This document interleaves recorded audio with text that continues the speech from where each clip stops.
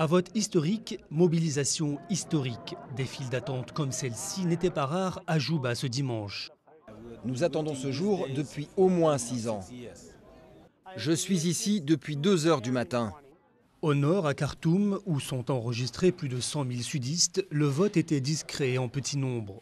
4 millions de Sud-Soudanais votent durant 7 jours pour le maintien de l'unité ou la sécession. Le taux de participation est déterminant. 60% des électeurs inscrits doivent voter pour que le scrutin soit valide. Les Sud-Soudanais le savent, ils se sont mobilisés en masse et dans le calme.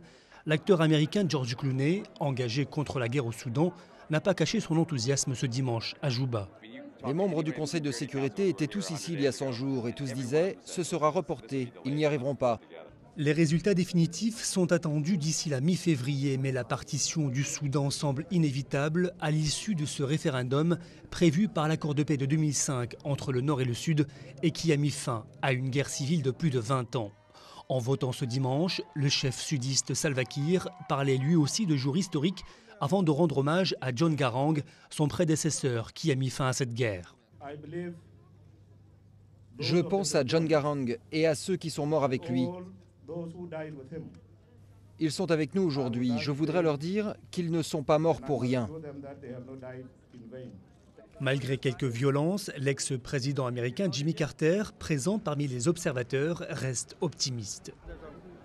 Il y a une acceptation générale au sud et au nord de l'idée que si le vote en faveur de l'indépendance l'emportait, il serait accepté dans la paix.